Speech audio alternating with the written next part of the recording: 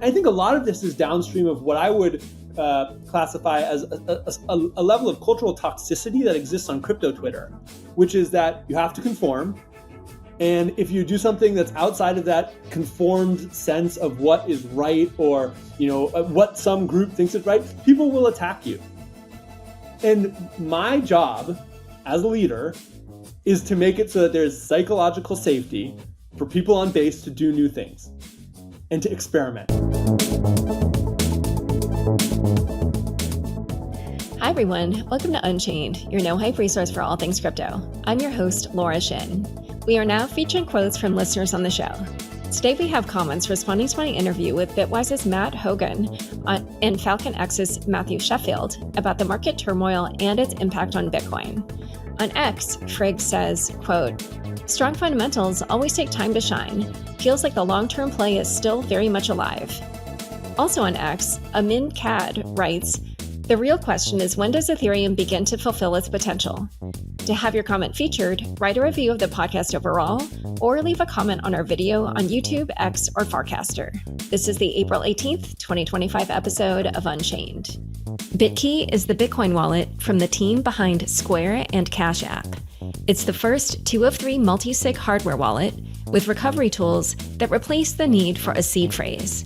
Get 20% off with code UNCHAINED. An AI that speaks crypto and does the work of a team of analysts. Introducing Focal by Falcon X, bringing clarity to a world of noise. Visit askfocal.com. Mantle is building the future of on-chain finance. Experience its enhanced index fund, Mantle Banking, and Mantle X. Visit group.mantle.xyz to learn more. Today's guest is Jesse Pollak, head of Base and Coinbase Wallet. Welcome, Jesse. Thanks. Glad to be here. On Wednesday, Base became the center of crypto's attention when the Base X account tweeted, "Base is for everyone," and in a reply wrote, "Coined it," and posted a link to a coin on Zora. The price pumped up to about, I think it was $17 million market cap within an hour, and then it immediately dumped down to less than $2 million. Users were crying foul, saying that what happened here was a rug pull. Coinbase later issued a statement saying, "Base posted on Zora, which automatically tokenizes content. Yet you had also tweeted that you had greenlit the token launch." So what happened there? Was this intentional? Was it a mistake? Or just explain the behind the scenes? Yeah, absolutely. So one of the biggest priorities for Base right now is figuring out how we can give creators better tools for being creative online. Because when we look at the last 20 years of the internet history, one of the biggest things that has driven the growth of the internet is creators. They're the ones creating all the content on Twitter, on TikTok, and Instagram. When you look at the reality of those creators, they're kind of getting left out to dry. Those platforms are making massive amounts of money off of the creativity, but the creators aren't earning. And so one of our beliefs about on-chain is that it's an opportunity for us to build a new creative economy, where creators can actually earn from their creativity. Instead of platforms taking 90% of the value, the creators can take 90% of the value. And so that's something we've been iterating on for the last while.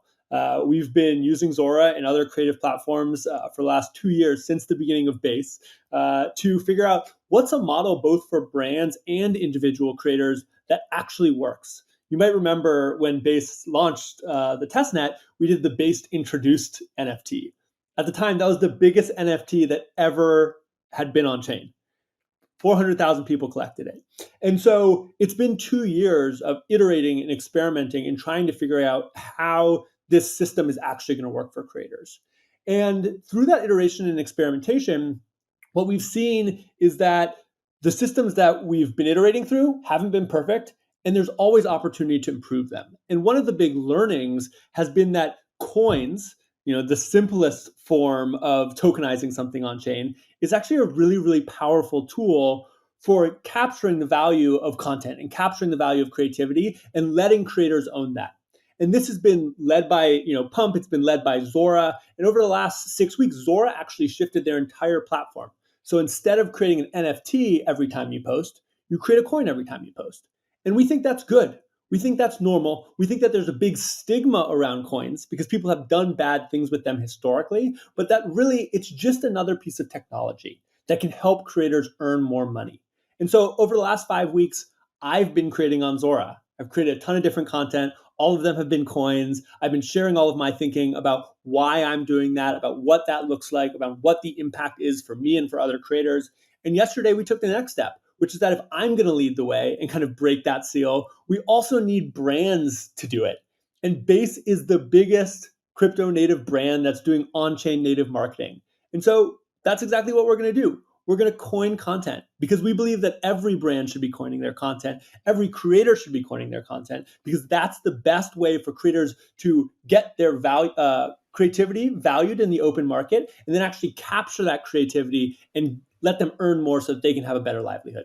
And so then it does sound like it was intentional. So then just square that with the Coinbase statement about Base posted on Zora, which automatically tokenizes content. Every time you post on Zora, it turns into a coin. That's the Zora protocol. We're going to put content on Zora. That's going to turn it into a coin. Base is going to keep posting on Zora, and we're going to keep creating coins for all of our content. Oh, interesting. And so then just like if I'm going to walk through what this future looks like, then is it a situation where we could expect that Coinbase would ever list Bases for everyone coin? Well, I think if you look at what Brian and other Coinbase leaders have said, and I've said as well, our goal with Coinbase is to list everything. We don't want Coinbase to be playing this role of picking and choosing because when we're thinking about building an open global economy and we're thinking about increasing economic freedom, what that means is it means giving everyone access to this global market that's being formed and then giving them the tools and information so that they can make decisions for themselves. And so the next big thing that Brian's been talking about is actually integrating DEXs directly into Coinbase so that all assets will be directly available to our customers on Coinbase. And so there's no news on that today, but again, the North Star for Coinbase is list everything and give our customers access to the entire global economy. Okay, well, I guess we'll have to see when or if this gets listed. I did want to mention something that a lot of people talked about, which was that Unchained reported that 3 wallets bought large amounts of Base is for everyone token before the Base account posted about it. And those accounts all quickly cashed out. And I wondered if Coinbase has looked into who was in control of those wallets or if you plan to try to investigate that, because it seems like either they had some insider knowledge, like potentially they could be Coinbase employees, or they just got very lucky, or what do you think happened there? Yeah, well, And first what off, do you plan to do about it? absolutely not Coinbase employees or anyone affiliated with Coinbase or affiliated with Base. Coinbase has very strict trading policies that we enforce. We are constantly monitoring all of the employee behavior, and there was absolutely nothing connected to Coinbase about people who are buying Bases for everyone. So I just want to be really, really clear about that. And just understand the certainty around that, because there was that incident with the 2 brothers or the 2 relatives, one of whom worked at Coinbase. I'm just forgetting the exact details, but now, yeah. And in that case, Coinbase had monitoring. Coinbase detected that. Coinbase reported it to the government, and we supported the case against those folks. And so, again, Coinbase has probably the most rigorous employee trading surveillance of anyone in the industry, and can give you 100% certainty that there was not, insider Coinbase activity. Absolutely not. Now, in terms of how did people find out about it, we always post our content first on chain. We posted it on Zora. Before we put it on X, we posted it on Zora. And shocker, there's a lot of people who are on Zora. There's people who are scrolling the Zora feed constantly because they're using on-chain products. And I think that might seem crazy at times to people. It's like, oh my God, they're using on-chain products. They're not just talking about stuff on Twitter. But yes, there are people using on-chain products. And when we're thinking about content and putting content on chain, that content is going to be variable in how much it's valuable. And people are going to make decisions about, do I think this content is more valuable or less valuable? In that case, some people thought it was valuable. They saw a Base post it, they bought it, and then they later sold it. And you mentioned that the price went up and then the price went down. And I think it's also really important to note that the price also went back up. I think I was looking, the price is $11 million right now. Who knows if that's the right valuation for this piece of content. Yeah, the market cap, yeah. There was so much hysteria yesterday about, oh my God, Base rugged. Base did not rug. There was no insider trading. The market is a free market where people are valuing this content. People decided to buy it. Some people decided to sell it. Then some people decided to buy it. And when we're thinking about the global crypto economy, this is what a free market is. And the most important thing is creating a culture and then creating technology systems where we're creating long-term positive sum outcomes for creators. And that's what Zora's doing. That's what Base is focused on. We're not always going to be perfect, but we think the best way to figure it out and the best way to pave the road for hopefully people like you one day to actually earn more money from your content is to be out there in the trenches, creating content, putting it on chain, listening, learning, seeing what happens, and then making it better. And so that's what we're doing. We're going to keep coining things. And we think that it's going to have a really positive impact on the ecosystem. And if you look at the last 24 hours, there have been more creators creating on Zora than ever before. Because people are realizing, oh my God, if instead of me creating content and Facebook decides how much it's worth, and then Facebook monetizes it through ads, and then Facebook takes all of that value, I can create content, the market can decide how much it's worth, and then I can capture the value. That's actually a pretty good thing. And so I actually think that there was a lot of kind of furor yesterday about this, but I kind of see this as a turning point where people are realizing, okay, the only way to the other side was through a little bit of chaos. But now that I'm coining every day and Base is coining every day, and there's lots of people coining every day, there's no stigma here. Coin your content. If you coin your content, you'll make more money. You'll have more direct connection with your fan. You'll have more direct connection with your fans, and you're safe. It's a safe thing to do. Yeah, well, we'll see if they take that lesson away, considering how you were criticized on all sides. But you were either prepped very well by somebody, or you just managed to somehow hit a certain soft spot I have, which is this notion that I do think that Web3 has the potential to help creators, which they were not served well by Web2. And I saw you talking a little bit about how Basis for Everyone coin is not a meme coin. You were calling it a content coin. But how do you differentiate between those two things? And then how do you also square that? And maybe this is just a different category entirely, but there are ideas like Story Protocol where you could use that to pay royalties to anybody who contributes on an artistic project. So like, what's your vision for how this would all work? Yeah, so first let me talk about this meme coin versus content coin thing. And really where this has come from is I've been creating on chain. I've been creating on chain I've been building on chain for 12 years. I've been creating on chain for as long as people have been creating on chain. I did it with one of ones. I did it when Zora was, open editions. And now I've been doing coins for the last 6 weeks, created a bunch of different coins. I've learned a bunch of things from it. And the biggest single thing that I learned is the first time I created a coin on Zora, everyone instantly mapped their mental model of meme coins. And people were in my replies, they were like, when are you going to tweet about this specific piece of content again? And when are you going to create the Telegram group for this specific piece of content? I'm like, whoa, whoa, whoa, whoa, whoa. You guys, never. It's a piece of content. Treat it like a piece of content. The second time I created a piece of content on Zora that got coined, people were like, Jesse's rugging, because they were mapping that expectation of this is a long-term project that's a meme that Jesse's running with to this thing that's actually just a piece of content that should be valued like a piece of content. The fifth time I created a piece of content, no one was talking about it anymore. They were just like, oh, this is just a piece of content. And if I think it's a cool piece of content, I can collect it. If I think that other people think it's a cool piece of content, I might speculate on it increasing in value, but I'm going to treat it like a piece of content. And so I think sometimes when I'm talking about this content coin versus meme coin, people are like, what's the technical difference? How do you segment these things? How do you and really my perspective is this is really a cultural and an expectations difference, right? If I'm telling people this is a piece of content, value it like a piece of content. If you think it's cool, collect it because you can spend 10 cents and support me as a creator. And if you think other people think it's gonna be cool, you can speculate on that. That's really, really different than me saying, I'm launching a meme. I'm going to create a Telegram group for that meme. I'm going to create all this different content around that meme, almost like an aggregated series of content. And so what I've been trying to do with this kind of language around content coins and meme coins is really just help people kind of segment their thinking about what's happening on chain right now. Because a coin is at the end of the day just a piece of technology. It's a financial primitive that we can map into a bunch of different use cases. We can map into a bunch of different contexts. And I believe that mapping it onto a content context is going to be a huge, huge unlock because it's going to let all of that content be valued in a way where we can then redirect that value to creators.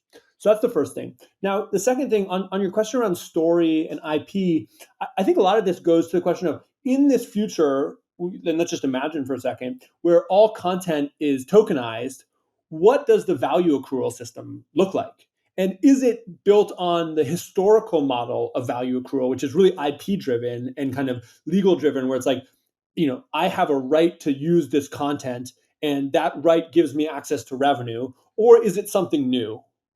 I think my hypothesis, and a lot of this is informed through conversations with Jacob Horn, who's the creator of Zora, is that it's going to be something new. And he has this phrase, which is free but valuable, which is basically in this new era of on-chain, because we have the ability to have the content tokenized on-chain in the form of a coin and have that provenance directly connected to the creator and then have it valued by the free market, we can actually have this world where the content is valued in and of itself. And that drives kind of this value accrual to the creator, whether it's through trading fees or ownership of that content. And because that's happening, because the attention is kind of manifested in that coin, then you can also make it totally free. So that's something that just is valuable in and of itself, and then everyone else can benefit from it.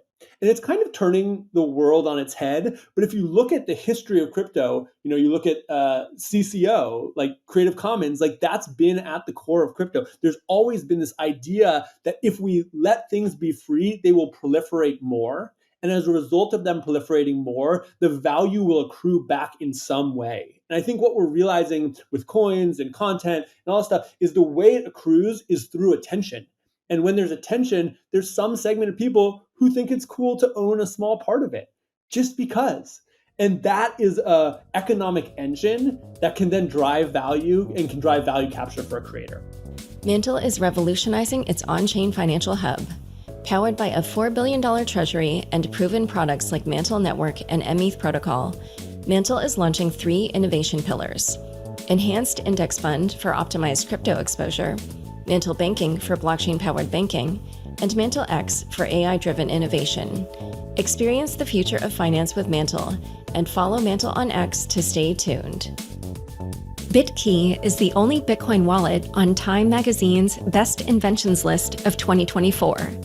Built by the team behind Square and Cash App, BitKey is a 2 of 3 multi-signature wallet and the first hardware wallet with an innovative recovery suite that eliminates the need for seed phrases in self-custody.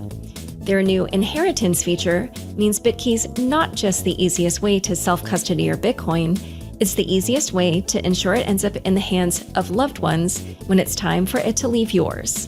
Learn more at bitkey.world. bitkey.world. Use code Unchained for 20% off. Picture this. The crypto market just got wrecked by billions in liquidations. You need to figure out what happened and what's next. But where do you even start? Meet Focal by FalconX, your AI-powered crypto analyst. It's like having a legion of experts at your fingertips, ready to break down market-moving events, chart DeFi protocol TVL, or explain why Solana mindshare is rising. Get clarity in a world of noise with Focal. Learn more at askfocal.com. We have another listener comment, this one responding to Matthew Sheffield's remarks on some of ETH's problems. On X, Uncle Sam of Afrinix says, quote, ETH isn't just some yield machine, it's infrastructure. If you're only in it for coupons, you're missing the entire innovation stack it's powering. Again, if you want to hear your comment featured on the show, please write a review or leave a comment on an episode on YouTube, X, or Farcaster. Yeah, it's super interesting what you're saying. That bit right there made me think, if this comes to fruition, then it would spell the end of, certain middlemen. Like I was just thinking about if you're a visual artist and, you basically reach your market through a dealer, then this type of software would allow you to pass by that. But I did want to say the one thing about the meme coins and content coins description that you gave me, it was interesting because actually it felt to me like the differences that you are making between meme coins and content coins are the exact same differences that people used to make between NFT coins and meme coins. Because you were saying like, oh, the meme coin comes with, this like roadmap and this group and, whatever. But to me, that's more like NFTs. And then the way you were talking about content coins, I was like, that to me sounds like a meme coin. Yeah. Yeah. Well, I think the reality is all of this is very gray and we're kind of figuring out as we go. But I think what naturally happens is if you think about kind of NFTs as a prototype of meme coins, we've basically gone expanding the aperture of what can be brought on chain, right? With NFTs, it was like you have to bring on this whole collection, you have to make it all. With meme coins, it's like you have to actually just bring on this idea and then everyone else can create content around that and that can drive the attention. And then with content, it's not even an idea anymore. It's just a piece of content. And that content could ladder up to an idea. And I actually think we're going to get to a future where you might have a meme coin, and this is actually happening on Base already. You have a meme coin, and then that meme coin is creating tons of content about their meme. And every single one of those sub pieces of content actually has an economic relationship back to the meme coin. So it creates this kind of driver of attention and value accrual back to the meme coin. And that's going to give us this world where we kind of have layered value that's letting creators capture value at every single point of the life cycle. And maybe just to bring this back to kind of you personally, my bet would be that if you decide to coin your videos, just every video that you posted, you would make money because those videos are worth something. Yeah, I mean, we are doing like pods, and You're doing pods. we're in Fountain. We're on a bunch of. Yeah. I think we're on like Dracula. We're on a bunch of these. Yeah, but Yeah, I well, don't even remember them all. you're already experimenting, right? And I think the funny thing is, if you look back at the history of Base posts on Zora and my posts on Zora, before Zora actually went full coins, they had this kind of hybrid model where it started out as an NFT and then it turned into a coin. And Base had posted a ton of those before. And so there'd already been economic assets that looked like this. It's just that there's this really funny cultural stigma right now around coins that I think is kind of well placed because there's all of this history that we need to work through as we're building out kind of new models. But again, my feeling is like we have to work through it to get to the other side. And as we do that work, we're going to find better and better models for how to monetize with creators. And I actually think that we'll see platforms potentially like Pods and others say, hey, what we're seeing on Zora is really interesting. It's actually accruing value better for creators than our current model, and then they might adopt it. And so again, our attitude on all of this is we want to be at the forefront because that's the only way you can learn. We're going to do it in public because building in public is how we normalize experimentation and it's how we create space for everyone else to feel safe. And we're going to do things on chain because if we're not doing things on chain, if we're not using the apps, how can we expect anyone else to? And so sometimes that's going to be a little bit messy, but this is what it takes to build a new internet. It's what it takes to build a new social network. It's what it takes to build a new global economy. Yeah, I like what I hear in this sense that there's a certain amount of open mindedness and not feeling like you have to do things the way it's been done before. And I just saw this exchange, which I'm sure a lot of people saw, where Alon of Pump Fund tweeted, quote, "I think there's a reality where what Base did is normal in a few years' time, but it definitely isn't today. I'm a huge advocate for the vision of tokenizing everything, but you can't change current market realities. If you launch a coin and have social influence, that comes with responsibility, namely the responsibility to stick to the space's social standards to a T. Don't launch or shill other coins, don't set high expectations, don't talk about price, etc."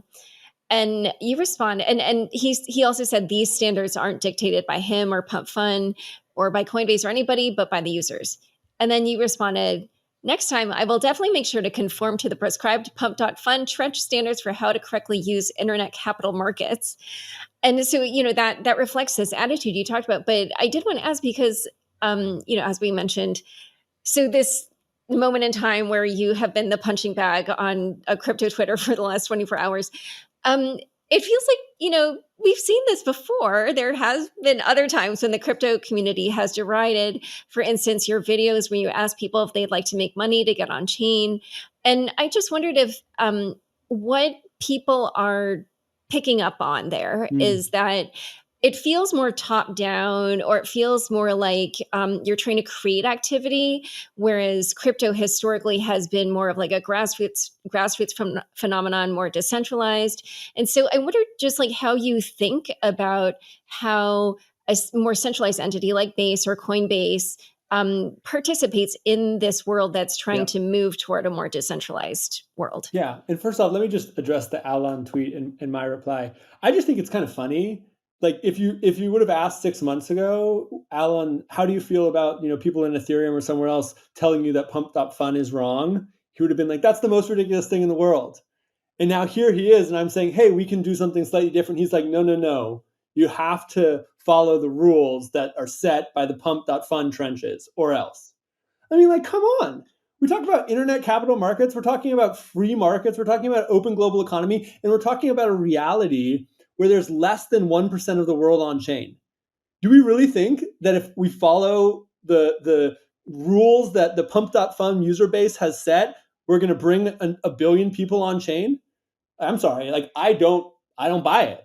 Like I'm going to keep experimenting. I'm going to keep pushing boundaries. I'm going to keep trying new things, because trying new things, embracing new products, being unafraid even when there's cultural backlash to push those new things, that's how greatness happens. And I don't know whether we're there right now, but I'm not going to stop experimenting. And so that's the first thing.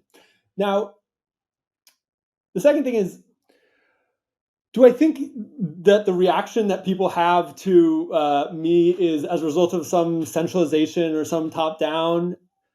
I don't think so. I think that some of the stuff I'm doing is genuinely like somewhat transgressive, right? Like, had you seen other people out on the street trying to bring people on chain before I did it? No. No, right. Yeah, because it's freaking weird and hard and super painful. And have you seen other people trying to normal? Actually, I will say, yeah, Bitcoin meetups maybe back in the day, but anyway. Back in the day, yeah. Have you seen other people trying to normalize enabling creators to value and monetize their content with coins? No, because it's super hard, and because when I did it, who like, people love, like me in a lot of ways, I got shit on for 24 hours.